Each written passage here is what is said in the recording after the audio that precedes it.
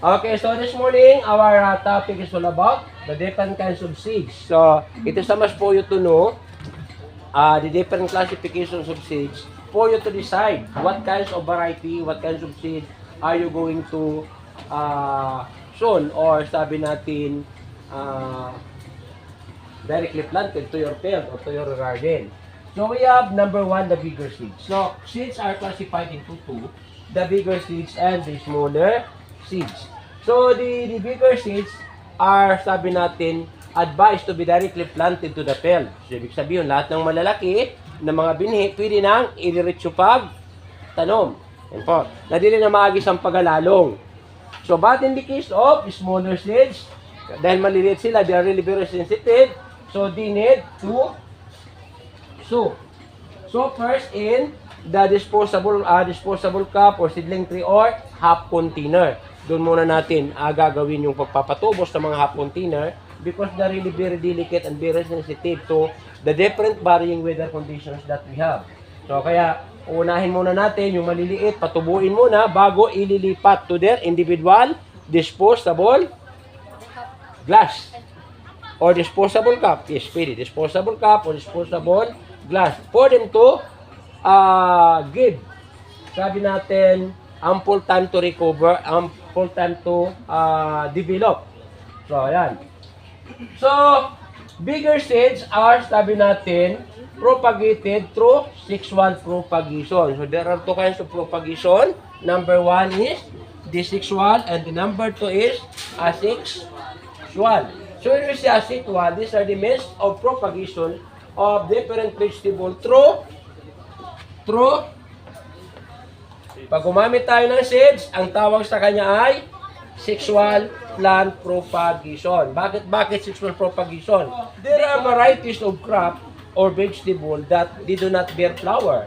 Hindi sila namumulaklak, no? They do not bear flower, but we need to sabi natin, we need to multiply their own species. So, kinakailangan paramihin natin sila by any other means. So, itong tinatawag natin na asexual plant propagation. So, in this case, we are using the vegetative part. Ano mga vegetative part? Leaf, stem, root. So, yan po. So, yan yung mga sabi natin dapat nating pag-aralan today. So, yan po. So, dito sa sexual, ginagamit natin ang seeds. Dito sa sexual, gumagamit tayo ng mga vegetative part. Under the, sabi natin, the asexual propagation, we have grafting. We have number 2, budding. We have number 3, the marketing. We have number 4 is enarching. Number 5, multiple root stock.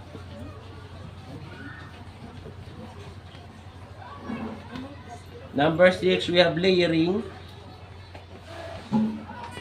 And number 7, we have cutting. So these are the different methods of asexual plant propagation, and these different methods are only applicable for those crop that do not bear seeds. Yan po. So they do not have seeds. Yan po yun. Ang gagamitin natin. For example, ng mga sabi natin mga halaman na hindi namumulaklak, yung mga ornamental plant. Did you get familiar with ornamental plant? So how about flowering plant? So how can you give me examples of flowering plant? Let's not maglinti. Flowering plant. Ang alam mo na flowering. Did you give me, please give me one? Lemon. So ang lemon, namumulaklak yung lemon. So yung lemon, namumunga siya. So yun po, ibig sabihin, pwede siyang buhayin through asexual propagation. Pwede din po siya through asexual propagation. Kasi yung mga lemon ngayon, para mas mabunga, ginagamit po natin yung budding at saka marketing. Itong dalawa, itong budding at marketing, this is also very applicable to lemon. Ano po? Kaya makakakita tayo ng mga ganyan lang kalalaking lemon pero namumunga na. Including yung cutting. So, ayan po. So, pero ang pinakakilala sa lemon is the budding at saka yung marketing. So, ituturo natin kung paano natin gagawin yan.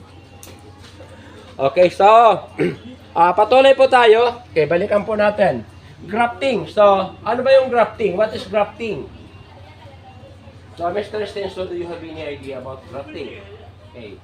So, dito sa grafting, so, kumuha tayo ng matured sayon from the very productive mango. Pamati. So, dito we are going to produce varieties of mango of different fruits. Isang puno ng mangga na iba-iba ang bunga. Yan po yan. So, tandaan natin, isang mangga, the mother, sabi natin, the stock, ito yung stock natin. Suppose this is the stocks. Ang stock natin ay supposed to be Indian mango. Indian mango. Okay. So, halimbawa buhay na ito, so puputulin lang natin. Okay, so, puputulin natin siya, tapos kukuha tayo ng isang sanga from the very productive mango. Halimbawa, Carabao mango. Then, atin ito ikakat dito sa gitna, tapos yung ating kinuha na sayon, so, atin sabi natin gagawing V-shape, then i-insert natin dito.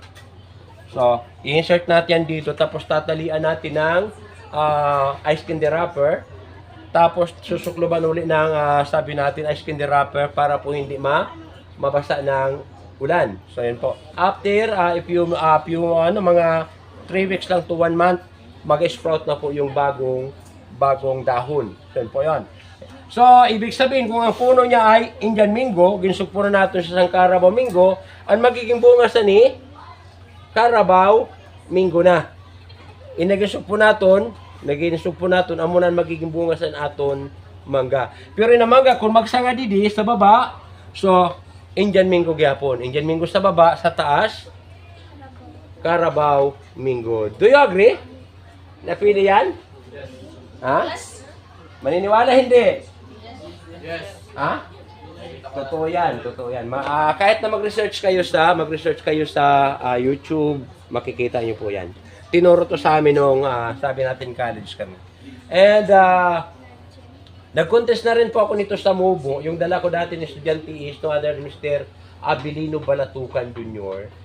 So, tapos, bali, lahat ng 3 kategory, yung grafting, budding, and marketing. So, bali, first kami sa grafting, second kami sa budding at marketing. So, yan yun. So, bali, first runner-up siya doon sa time na yun. So, 3 medal niya pagbalik namin dito sa Puro High School. Yun po. So, ulitin natin. Makinig ng mahiga kasi magkikwista ko mamaya. Then, we have the budding. Ang budding naman is only applicable for the, sabi natin, fruit family of the same family species. Ibig sabihin, magkaparehas aninda apil, yido. No? Lima mangga. Ang mangga, iba-iba ang variety. No? Ang limon, suwa, ano pa, lukban, mandarin. So, parehas po sinda mga tuna sa citrus. Di ba pangaran citrus? Na. So, ngayon, yung sabi natin, isang limon, pwede natin pabungahin ng suha, pwedeng pabungahin natin ng dalandan, at pwede din pabungahin natin ng ano pa yung iba na mga variety. Kahit na yung orange, kapamily pa rin po nila. So, ayan po. So, ang ginagawa natin dito, dito sa budding, kumuha tayo ng lateral bud. Halimbawa ito yung mga sanga. Before ang sanga, meron dito ng mga bagong tutubo na new stem. Yung mga new stem. Tanggalin natin si dahon, tapos strip off natin siya, tanggalin natin. Tapos ilagay natin sa isa. Halimbawa, this is now orange, or supposed to be orange. Then, ililipat natin siya papunta ng dalandan. So, ito na part, ilalagay natin sa dalandan. Pag nagbuhay ini, orange ang sanga niya na mabunga, the other part is dalandan. So, yan po yung tatawag natin na budding. Next one is yung marketing. So, marketing is the most simplest but the oldest method na tinatawag. Oldest method ay ang marketing. Bakit? And sometimes this is called very laborious. Ano ibig sabihin ng very laborious?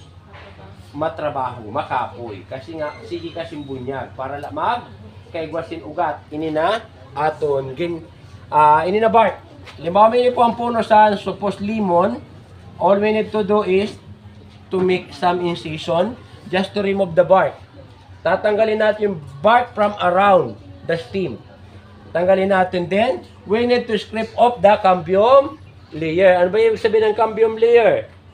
Yung madulas na bahagi ng, sabi natin, stem. Pag tinanggal natin yung balat, so, may madulas na part doon. So, all we need to do is to scrape them off properly in order not to develop again into new bark. Kasi pag pinabayaan lang natin yan, so babalik siya na bark, new bark. So hindi madidevelop yung root ng mga tanim na minamarkot natin.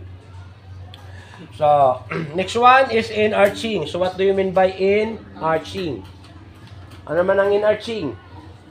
So sabi nga nila, imposible ng avocado mamunga ng mangga. Ha? Imposible yan, no? Yes. Pero may posible. Okay, ganito yon. Okay. Alam mo, meron ka ng malaking langka o malaking mangga. So, ganyan na kalaki. So, gagawa ka ng butas dito sa gitna ng mangga. Then, lalagyan mo ng seedling ng santol. Doon ang santol na buhay, ha? Tandaan, santol na nabuhay, ilalagay mo doon with root system, including the growing media, yung soil. So, time will come na inina si mangga, tatakpan niya sa niya, ano ibig sabihin, mag-peel off, magapila man na siya, magadikit gapo na kay matatahuban na part. So, ang mangyayari, pag nag-peel off na siya, ang bark madidevelop ang tanan na bark, so bali, parang adto na, parang sanga na si langka. So, mamunga na si langka. Kasi si langka, pwede magkwasin nutrients coming from the soil, no? Supplied by the bigger mango. So, yun yung tinatawag natin na enarching. Pwede po yun. So ngayon kung nagagawa na sa hayop, okay, pamati, yung kabayo at saka sibra, ginbreed na. Magkaiba sila ng lahi. Yung horse at saka sibra. Ngayon, ang naging anak nila ay si Hebra. Opo. Pinakita ito sa Magandang Umaga Bayan. So, Magandang Umaga Bayan. So, makita mo talaga, kahit i-research ninyo, meron na ngayon yan. Na ang kanyang katawan ay kabayo, pero yung kanyang kulay ng ulo niya, zebra. So, makikita na natin yan. Kaya walang imposible. Ngayon naman, yung talong, okay, opo. Yung talong at kamatis, pwede na rin siya i-grafting. Ibig sabihin, napatunayan sa pag-aaral, alam natin ang kamatis, madali magloyos. Madali lang buhay saan? Kamatis. So may usad na farmer na nagtanong saan? Tarong. Ibig sabihin, intercropping siya. So talong, then kamatis, talong, kamatis. So yun na part, nagsanga pagadikan tarong. Ang ginhimo sa farmer, naghimo siya din in season. So gingkat niya na dida, tapos pinabanday dida si kamatis, kagintalian niya. Pag pilop ni talong, gingkat niya na da. Gingkat na ni didi. So ang nag-supply sa nutrient ni kamatis si tarong na, pero buhay, sige pamunga ni kamatis. So yun po yun. So pwede na, damo na nga, it is because of technology. Nahihimo na po natin ang gusto natin himuon. So, ang tarong kagsang kamatis, pwede na po siya i-grafting, no? Kaya, sabi nyo kanina, dili pwede. Si enarching, na mangga, pwede mamunga saan langka, pwede na po yon. Pero ginatanom siya sa puno saan mangga. Dako na mangga, may buho, tapos makusan dati buhay na langka, itatanom dito sa puno, naging kuha naton, pag nagpilop na, sabi nato, atong ginimo na cut or in season, so bagan tunay na siya, nasanga na lang saan usad na mangga. So yun po yun. So next one, ang tinatawag natin na multiple root stock. So dito, ang ginagawa, if this is now the bigger mango tree, may mga sanga sinda. Iba-iba na mga sanga. Yan. Kada sanga, mabutang kita usad na buhay na mangga. Seedling. Kag aton siya dida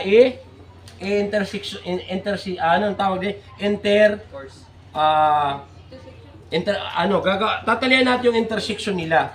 So, bawat isa diyan, maglalagay tayo diyan ng isang seedling papunta sa, okay. Pagkatapos, pag nabuhay na yan, pag nagdikit na sila, ikakat na natin ito. Tatanggalin na natin yung linagay natin. buhay na rin po yan. Pag multiple rotista kasi marami yung seedling na dinala natin papunta ng taas ng mangga. So yan po. Pag nagdikit na po yung dalawang, okay. So bakit tawang-tawa si Mr. Maglinti? Hmm? Ano daw? Ano ang problema ng Pero patawa sir. Dami patawa. Ang patawa ko. Sige na, papa-share na. Para makatawa mo na. Tawagan ka pa na sir. Okay. So, okay, balik tayo So, balik tayo sa ating pinag-uusapan. Pwede po talaga na makagawa tayo ng mangga na marami ang bunga. Through multiple root stock. Another one is layering. So, ang layering applicable sa, sabi natin, bayabas, sa mga gumamila, pwede po yun natin gawin. So, mga sangasang bayabas, pwede natin bawugon. No? Nababawog natin nila, mayumok lang sa bawugon. So, kung sabi yun, ato lang siya, pakatong sa duta, nagdatugan natin sa damo na duta, pamati. Damo na duta. So, after a few months, magkakaigwasin root ini, kakat na natin, buhay na po yun, isa pwede na natin i-transplant. Amin na tawag natin na layer ring. So, ginabawog lang natin, dadatugan sa duta. So, pag nagtubo na, pag nagamot na uto doon, pwede na po siya i-transplant. Okay, next one ay ang cutting.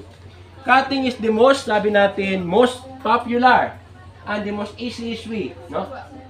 Cutting is the most easiest method. So, sabi natin, cutting is the most easiest, no? Easiest method sa tinatawag natin na asexual plant propagation. This is mostly applicable to both flowering and non-flowering plant. Pwede himuon. So, ang aros, ginakating lang natin, tuksok natin, buhay na. Ano po?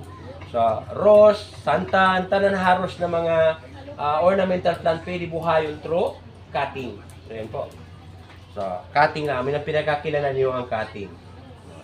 So, pagkaputol lang, pagkatapos saksak lang natin sa duta, bunyagan, buhay na po. So, yan yon. So, these are the different asexual plant propagation. This time, let us now proceed to the different planting material. So,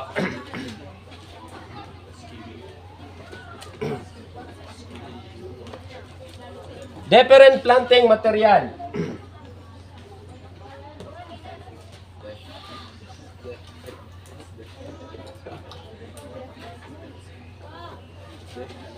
Or banana muna, banana.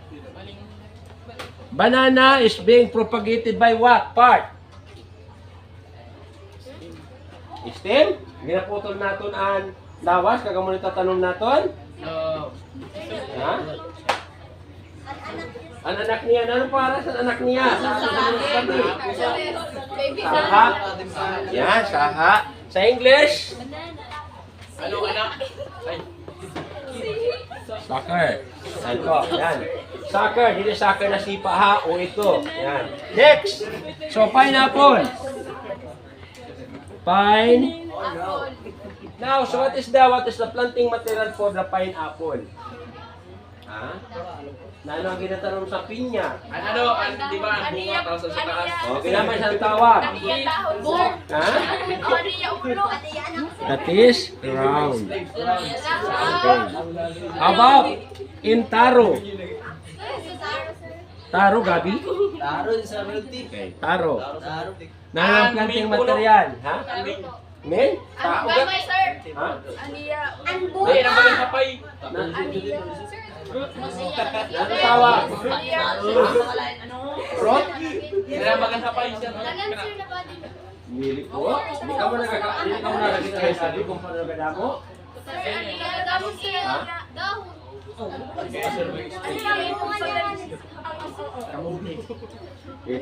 Dili talaga maparauman nila ako mga estudyante. So, ang gabi are being propagated by runners. Yes. Aniya takway, ang takway sa masbate, inanan nagadralagan, kakagaan sa luta before matubo. Ang mga tawag nato na runners, takway. Kung hindi sa ato sa minasbati, takway, bagan latoy siya. Ano po? So, runners. Okay. How about How about ginger? Jumping na, sir. Ang ginger, ang luya. Ano namang itinatanong sa luya? Ni ano, ginapalupak, ano na. Ha? Ano ba na? Sure ka? Ginagito ka na yun na, sir. Oh, ginagito naman. Pag ginagito na ano na? Ang tawag siya na. Okay. Saan na siya nagpakbo?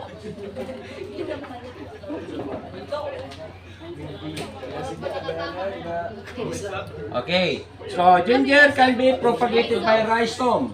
Okay, rhizome. Then, sabi natin, hapay, gabi, obi can be propagated by tuber.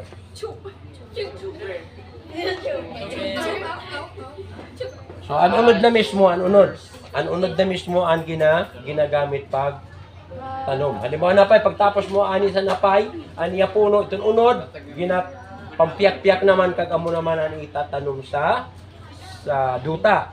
Ko naman an ubi, tatanggalon itong part na medyo masapog, itong upper part ibibiling kag amo ani tatanom. So amo sinda ang tawag sinda tuber. How about sugar cane? Ano, tubo? Opo. Ano ang ginatanom sa sugar cane? Steam cutting. Steam.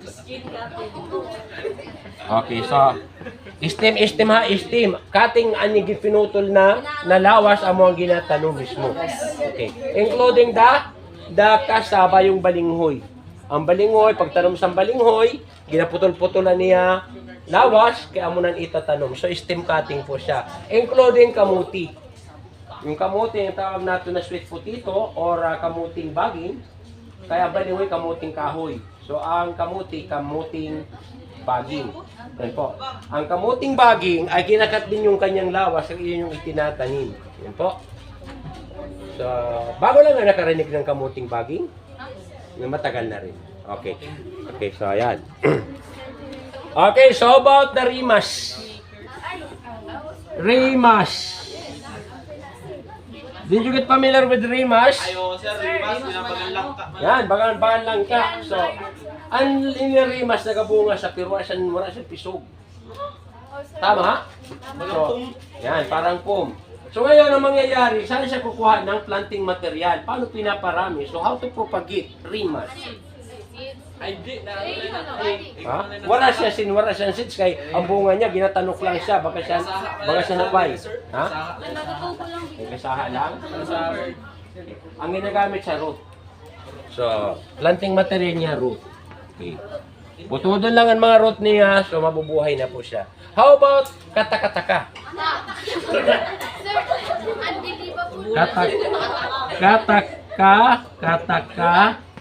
Kataka. Or Sila mo ginatanong. mayana. So, katakataka is sometimes called mayana. Yan po. So, or aritana. Sa ato sa mga bati, aritana. Now, ang planting material niya dahon, sabi nga ni Mr. Ginapaka-oblag. Yan po. So, kahit nilagay mo na sa libro, kumuha ka ng dahon, ilagay mo lang sa libro, the following day, may matubo na gamot. So, buhay na po siya. So, halimbawa ang dahon niya, corrugated. Okay, so, ini na mga kanto-kanto didi, magaburuhay na dida. Inatanan dida.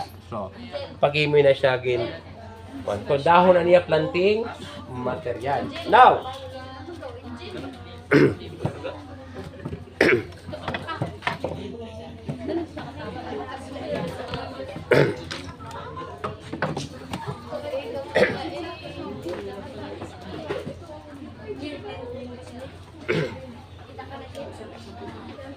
okay, so ilan na yung ating mga planting material? Sucker, crown, runners, rhizome, tuber, cutting, stem cutting, so then root, okay.